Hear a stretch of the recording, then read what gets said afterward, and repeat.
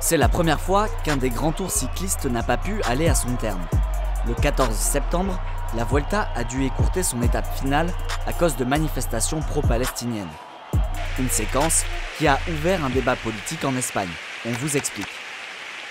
Madrid, étape finale du Tour d'Espagne. Dans la capitale espagnole, plus de 100 000 manifestants pro-palestiniens se sont rassemblés avant de faire tomber les barrières de sécurité entourant la course et d'envahir la route.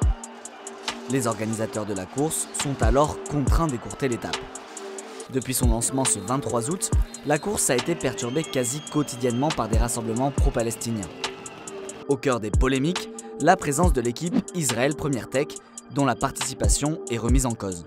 Ces manifestations ont ravivé les tensions politiques en Espagne. D'un côté, le Premier ministre espagnol Pedro Sánchez a salué cette mobilisation avant le dernier jour de course. Hoy termina la Vuelta a España y vaya por delante nuestro reconocimiento y respeto absoluto a los deportistas, pero también nuestra admiración a un pueblo como el español que se moviliza por causas justas, como la de Palestina.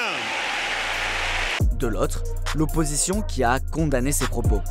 Lorsque le Premier ministre encourage le boycott de la Vuelta dans sa propre capitale, il devient directement responsable de chaque incident qui se produit. En Israël, le ministre des Affaires étrangères, Gideon Sa'ar, a qualifié Pedro Sánchez de honte pour son pays. Il y a quelques jours, le Premier ministre espagnol regrettait de ne pas disposer de la bombe atomique pour arrêter Israël. Aujourd'hui, il a encouragé les manifestants à descendre dans la rue. Pedro Sánchez et son gouvernement, une honte pour l'Espagne.